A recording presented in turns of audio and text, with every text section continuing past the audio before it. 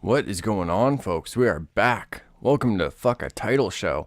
Remember, patreon.com/Church of Juvie, $2 a month. You get a personalized thank you video made just for you. Blasted on YouTube, Instagram, Twitter, all that good stuff. $5, you get that, plus early access to stuff and exclusive content. Patreon.com/Church of Juvie. Hit it up. If you'll come with me, you'll float too. You'll float too. You'll float too. You'll float too. You'll float too. You'll float too. Now, I just felt that was a good little, intro clip to play because we're going to be talking about some new It stuff. The premiere date draws close. We are like 2 weeks away. I'm very excited. I have my advanced screen tickets, so I will actually be seeing it September 7th on the Thursday. I'm going to go watch it, and basically I'm going to get out of the theater, and I'm going to, whether like I'm walking home from the theater because it's not that far from my house, or I'm whatever, I'm going to film a review like right out of the theater. Yeah, so September 7th, I will get a non-spoiler review out for everybody, like as soon as I get out of the theater. I'm hitting the 7 o'clock show, so it'll be out that night regardless. Okay, yeah, I guess we'll start with the It stuff since I already brought it up. Yeah, okay, so one really cool thing, or I guess I should start like this. Fuck a Title Show. What's going on, folks? I'm your host, JuvyThaKid. Hit me up on Twitter, Instagram, at JuvyThaKid. Same name as on this channel, folks. Okay, now let's get to the It stuff. It was really cool because there's been some like interviews with the kids released, and even the director, Andy Muschietti. It's really cool because they were saying that like they hadn't really gotten to see Bill Skarsgård or anything like too much until like they had already filmed a lot of their stuff. So basically, like the first, like the reactions we're gonna see from the kids like towards Pennywise in certain scenes, like those are like those are genuine reactions. You know what I mean? And I don't know, I kind of like it when directors do that with movies. They'll like keep something secret from the actors, and then when it's time to deal with it in that scene is when you get those reactions. Much like I believe what happened with the pirate ship in Goonies. I believe they kept that like a secret from the cast and everything until they like the Goonies actually saw it, which is pretty cool. But yeah, I just think it's interesting, or it will be interesting, to see like these kids' reactions and everything, to Pennywise. You know what I mean? He's he's like this weird demon entity that picks this clown for a reason. And I don't know, maybe from what I've heard, like a lot of the interviews, like even the Stephen King interview himself, he said Bill Skarsgård was great. He said like this is a great movie. He went back and actually watched it a second time. So I don't know, I'm very excited to see like people's reactions. I'm very excited to see just how creepy this is gonna be. I don't know, I feel like I'm already creeped out by the look and how Pennywise sounds and everything, and especially how he's described, how it's very more true to the book instead of like very kind of like campy and over the top humor a little bit like the miniseries. Yeah, I don't know, it'll be interesting. Another thing, I saw a lot of people bringing up like why are his eyes like looking, one could be like looking at you and one's looking off in the like opposite direction kind of thing. Apparently that was something that Andy Muschietti wanted for Pennywise. Like he wanted his eyes to kind of almost not as intense as a chameleon, but you know what I mean, where they can stare in like opposite directions, not like, I mean like towards the outside of your face, not like cross-eyed to your nose. That was something he wanted for Pennywise, to kind of like, make him uncomfortable to look at in some scenes. And apparently Bill Skarsgård actually was able to do that. Like, he's able to kind of like look in opposite directions like that. And he showed Andy Muschietti that in like his audition or whatever. Like, you know what I mean? It's one of those things where it's like, Jesus Christ, like, was this kid just like, you know, I hate to sound like a fucking Bill Skarsgård nut hugger, but like, was this kid like made to play Pennywise? Like, he's like 6'5".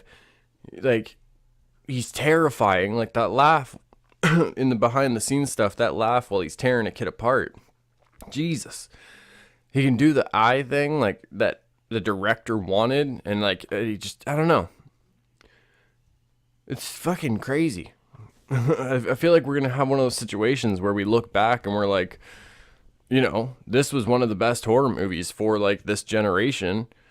And it might be one of those things where it's like, you know, like Bill Skarsgård, that this might be his role where he's like, people are like, yeah, this kid, like, he was made to play this. Like, it makes sense. So yeah, I'm excited about it, obviously. The B-roll and behind the scenes footage that had come out, I had noticed a couple little Easter eggs in there, which is pretty cool, because this one takes place in 1989. There's one scene where you see Bill and Bev walking through an alley, and listed on the theater is actually Batman and Lethal Weapon.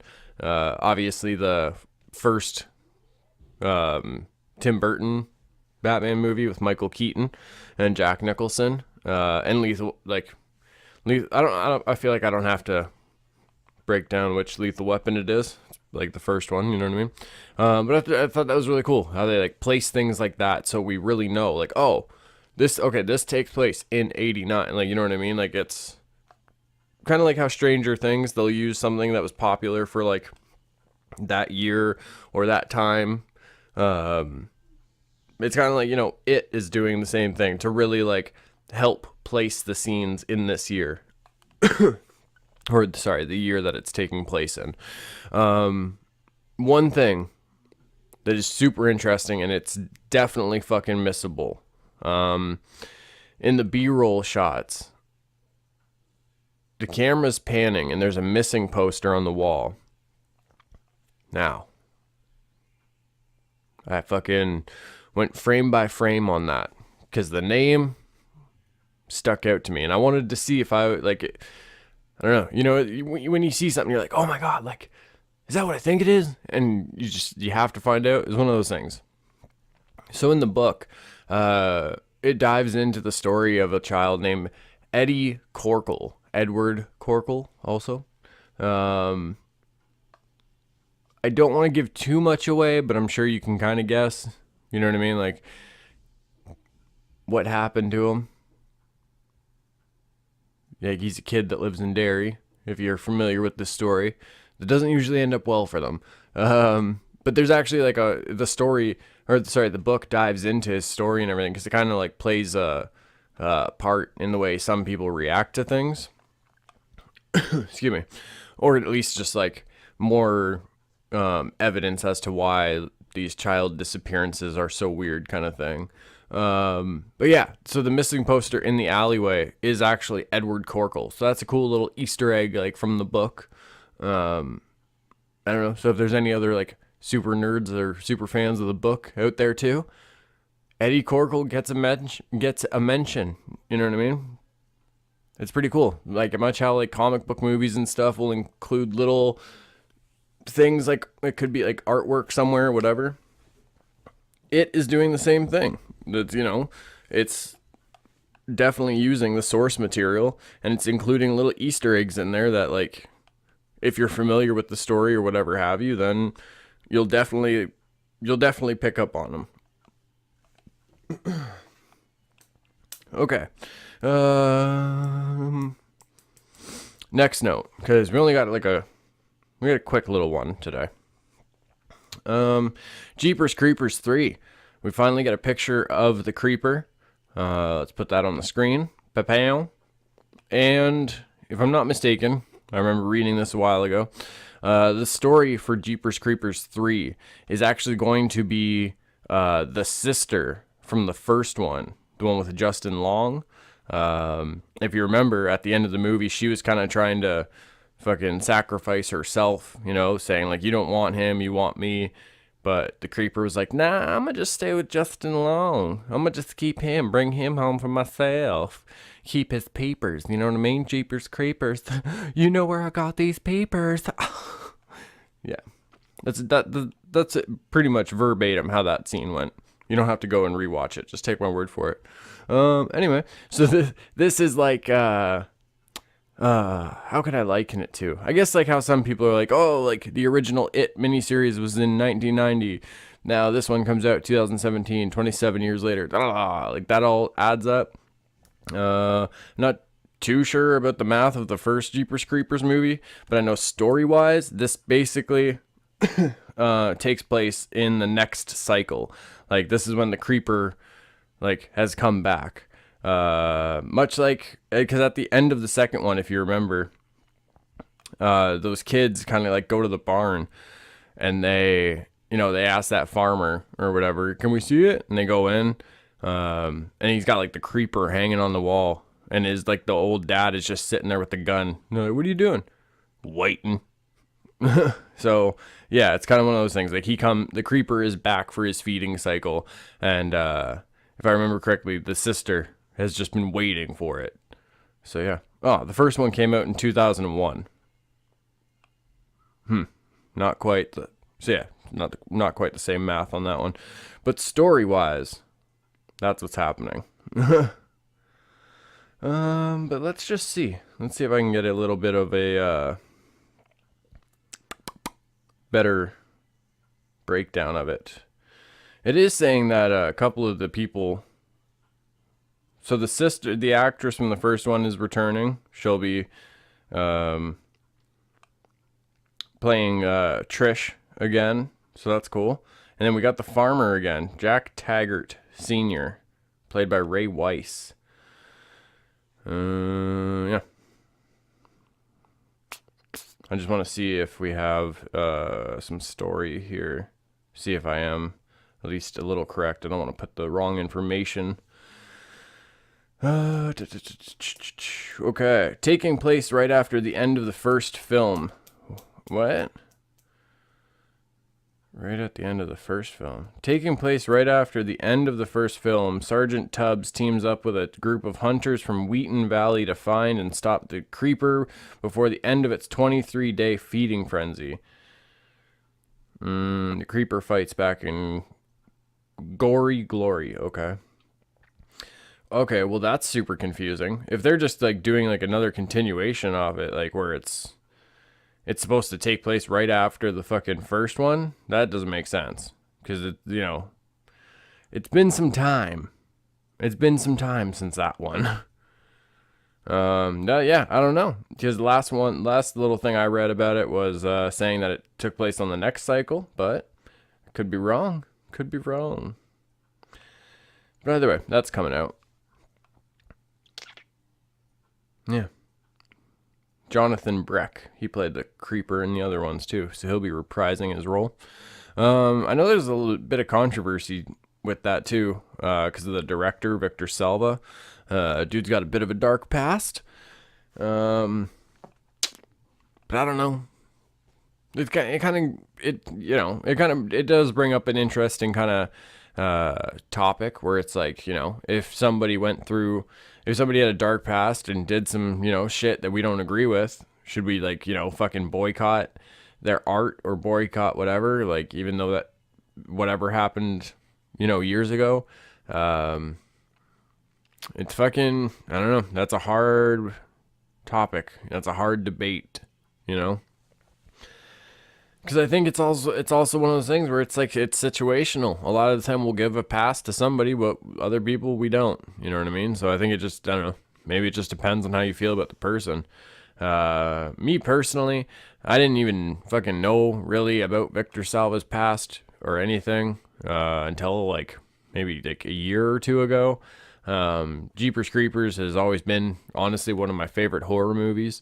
So I don't really I don't know. I guess I don't really give a shit. Like, would I hang out with Victor Salva or let him fucking babysit my kids? Probably not. You know what I mean? Am I gonna boycott Jeepers Creepers 3 because of some shit he did like a long time ago? No, I'm not gonna do that because I like those fucking movies. Just like the same thing with boxing fans where fucking, you know, how many fucking boxers or like mixed martial arts fighters have been accused of domestic violence, but then they're back in the ring or they're back in the octagon, and you know you're tuning in to watch them fight, and you know it's the same shit. So I don't know. I just feel like it's one of those weird things. Like it's a debate that we could definitely have, but I think it comes down to like how we feel about like the situation as a whole. Because like with like how I said, you know what I mean. I didn't know about Victor Salva and shit. Like, even, like, I was growing up watching these movies. It's not like I knew who he was or any of that shit. I like the movies. I don't like him. Does that mean now I'm going to strike the movies off one of my, like, favorite horror movies? No. Definitely not. I would still get a creeper figure if I could find one. So, yeah, I don't know. It's people fuck up. That's all I can say, I guess. Oh, goodness, folks. Goodness. Okay. I'm going to get on out of here. Got a vlog to shoot for tomorrow. Not tonight, but tomorrow we shoot a vlog, so we'll be back with that. I want to thank you for tuning in. Thank you for being patient during this break. The folks that have stuck around, mucho love to y'all. Those who have dropped off, I don't know. Hope to see you again. If we don't, mucho love to you. Hope all goes well for you. Many blessings. You know what I mean? Yeah. Let's see. I'm gonna drop a little jewel here, and then we'll close this out. It kind of goes into what I was just saying. You know, if there's distance between you and somebody, that doesn't mean that doesn't always mean that person has a problem with you or that person wishes ill will on you. So don't be so quick to be that person, you know, to be like, well, fuck them if they don't fuck with me, fuck them, whatever. Like, I hope they don't get shit. It's like, no, you know what I mean? Just wish, honestly, like, just distance is distance. We're all on our own journeys trying to figure ourselves out. You know what I'm saying? Just wish that people have, like, you know, good health, and they, you know, encounter many blessings. You know what I mean? Because there's people out there that wish that for you. So don't put negative energy out on other people. You know what I mean? Keep the bad juju out of it. All right. Hooligan Squad. Mucho love. Mwah, mwah, mwah for your beautiful fat cheese. See y'all tomorrow.